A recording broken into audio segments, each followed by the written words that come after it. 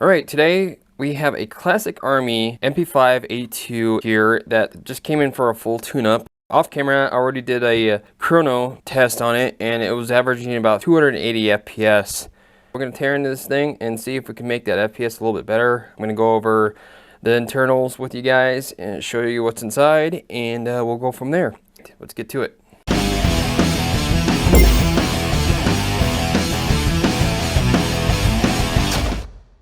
Alright, so the first thing we're going to do is we're going to take off the stock and then the lower grip. Just go ahead and take out all these screws right here, right from the get-go. If this is anything like a TM MP5, you have to take this off in order to get the gearbox out.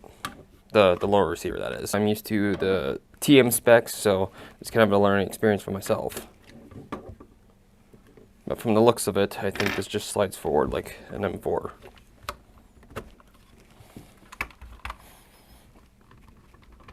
Oh, that sheet's tight. There we go. Right on. So that makes life much easier. Looks like somebody didn't finish the cycle here. So, yeah, real quick, this thing is getting 288 FPS like what I was saying earlier. That feels a little bit low to me. I think this should be shooting over 300 FPS at least. I'm going to check the compression components and look at the bucking for the hop-up unit and see if there's any damage or wear and tear. This thing is sat in storage for about like a decade, 10 years. So I imagine the seals are kind of deteriorated over time, but we'll see once we get this gearbox open. So if you have a Classic Army, the receiver just slides forward. Normally on a TM spec MP5, you have to take this off. Then you got to pry the back end of this open to get the gearbox out, but this makes things so much more simple. I gotta figure out how to get the hop-up out. So we'll do that real quick because I want to take care of that, because part of the tune-up is cleaning the barrel and inspecting it, parts of the hop-up unit. It just slides right out. Oh, that's so much better than TM. So let's go ahead and inspect the barrel and bucking. Oh yeah, the bucking lips, they feel soft, which is a good thing. But what I don't like is that dip right there. So we're going to have to replace the bucking itself. It's like some kind of lithium grease, I think. That's what it feels like anyway, residue on the bucking itself. But when you see this dip right here on the bucking, it's pretty much not going to hop BBs anymore. This is just from experience. I'm not entirely sure why. If you have an idea of why when this deformation of the bucking happens, put down in the comments below what you think. I'm going to go ahead and turn this inside out just for viewing's sake. Yeah, there's the nub. Just kind of inspecting it to see if there's any tears. I'll give it a little stretch to see if there's any cracks. But yeah, it's still intact. It doesn't look like it's coming off. I'm going to change it out anyways. It's sat for a while. I will clean this barrel. I use acetone once I have the barrel out when I come to cleaning. To make things simple, if the hop-up unit and the barrel's together, I'll use some silicone spray. I'll put on a 22 caliber swab, and I'll run it through the barrel wet, and then I'll run 3 or 4 dry patches through it just to get the residual oil out, because you don't want that stuff left in the barrel, because silicone loves to collect up on dirt, but it's also good for the bucking. That's why I use silicone instead of like alcohol or acetone. Only use that stuff if you have like biodegradable BB residue inside your barrel. Acetone will clean that out instantly. I like to use this rod right here. Don't mind this dirtiness right here. This is a polishing compound that I was experimenting with. You can use this to scrub the barrel with any residual BB compound that's sometimes left in the barrels, especially from bios. So it's a good idea to clean your barrel every once in a while, or if you start noticing your accuracy start diminishing, that's a really good sign that you need to scrub your barrel. I digress. We're gonna go ahead and move on. I think I have a spare bucking that I could just throw in this guy. Yeah, so this one's in good shape. So this is what a bucking should look like. I'm spinning it all the way around. Notice that there's no dip. So this one is not deformed. So we'll be putting on this barrel. Off camera, I'm going to clean this barrel, but if you guys want me to cover how to clean an airsoft barrel, just let me know down in the comments. Alright, so when you go to put your barrel back in your hop-up unit, one thing you want to check is that first, make sure you have some silicone oil of some kind, or grease, it doesn't matter, on your bucking so it slides in easier. But when it goes in, it should have a little bit of resistance, not something like this where it just drops right in. And also test to see how much that bucking's being gripped. If it doesn't, one mod that you can do that helps with that, it'll help with your FPS consistency because the air won't bleed between the barrel and the bucking itself. So getting some plumber's tape, the stuff I like using is called Mega Tape. It's a little bit thicker than what normal plumber's tape is, so you don't have to wrap it as much. I always wrap at the base of the bucking and I make it a little tight. Usually you only need to do one wrap. That right there is going to make a big difference. And the reason why you want to go on the base of it is because you don't really want anything interfering with the hop-up window here. I spit it in my fingers just to kind of seal it against the bucking. And then I just make sure it's the bucking is centered on the barrel. And I'll just take some of my silicone oil. So this slides in the hop-up a little easier. And then I just spread it around and then reinsert it. There we go. Got a little bit of residual plumber's tape there. That's fine. It's not going to hurt anything. Just make sure your clip is secured on there. So you want to push and twist and then kind of give it a slight tug. Doing that will keep the bucking lips from getting collapsed like this. So giving it a little tug will let them rest. And you want that.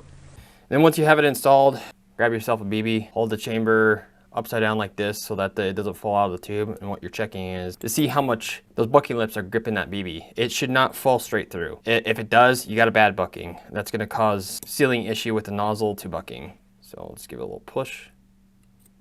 You should feel a very slight resistance. If you feel a lot, like it's really hard and it takes some effort to push the BB through it and your hand just drops down like that, try a different bucking. Or your barrel is causing an issue and what's happening is the way that the clip is clipping onto the barrel, it's pushing that bucking really hard into the hop-up and it's causing those bucking lips to squeeze the BB too hard. So you got to find that Goldilocks zone. And we're good to go. Make sure you don't lose your barrel stabilizer ring. And yeah, so this hop-up is good to go. I'm going to set that off to the side and then I'm going to get the gearbox all opened up and we'll just take a look inside to see what's going on in the gearbox, see if we have any compression issues. Before I take this gearbox apart, if you guys noticed that the piston was pre-cocked, you don't want that when you go to open up the gearbox because it'll just make it that much harder, especially if it doesn't have quick change like this guy. So one way you can reset your piston, once you have the gearbox out, you can reach inside there with a pick like this for the anti-reversal latch. That little piece of metal right there, a piece of metal that's going this way, that's the anti-reversal latch for these version 2 gearboxes. You're gonna reach in there, point your pick down, and pull down. But if you pull down, it will let go of the piston, and you'll be good to go to open up the gearbox much easier. And here's the motor. One of the first things I do is I check back-to-back play, and then I give it a twist to feel any if it's binding up at all. This motor feels great. No play going back and forth and rotating the pinion gear. I can feel the magnets grabbing onto armature in there, and I don't feel any grindy feeling. That's what I'm looking for. If there was, it would be an indication that the bearings in the motor are going bad and it's starting to seize up. And then I look right inside there where the brushes meet that little shininess right there that spins. If that guy's black, I'll end up taking the whole motor apart and cleaning that because that makes a poor connection for the motor and it doesn't put it at its full potential. So I'm gonna go ahead and tear open this gearbox and take a look inside.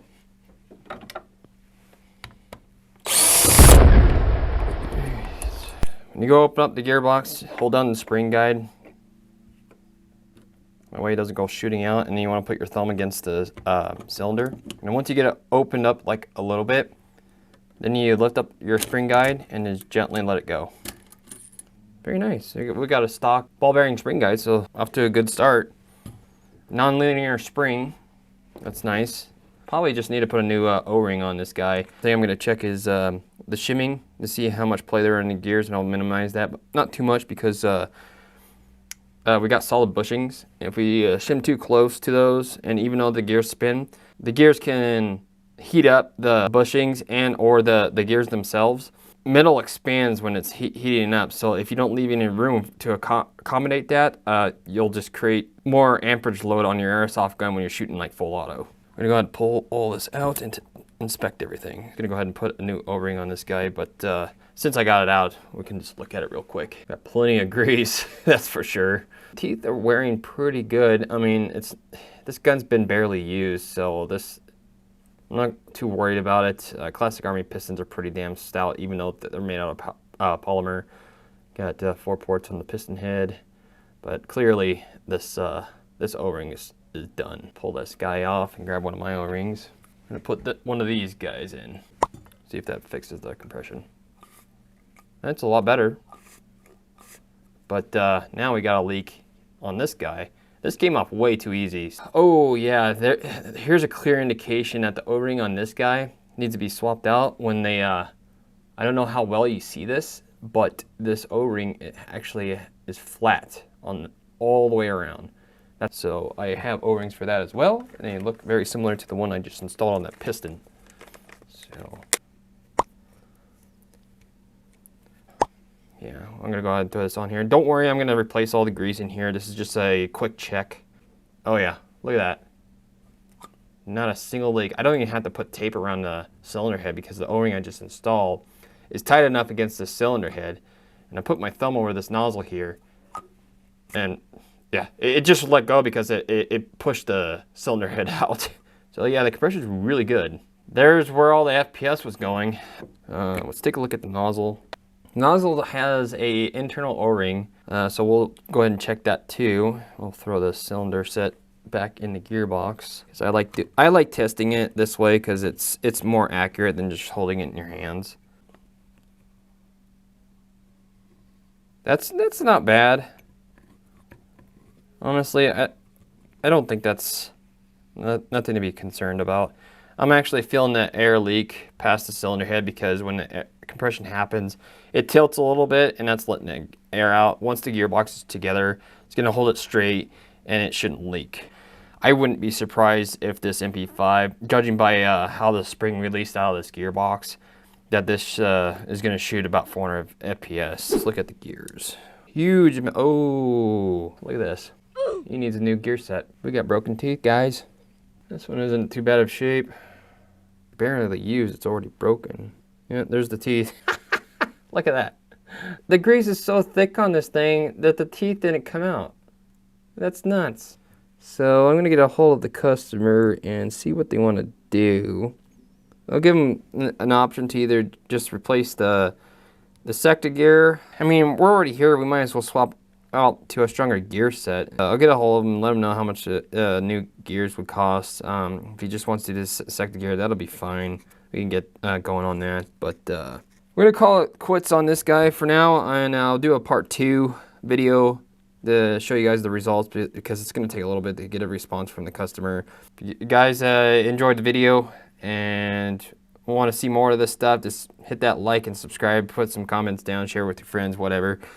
Yeah, I'll try to make more videos like this if you enjoyed it. Stay tuned for part 2 and see you on the next one. Bye!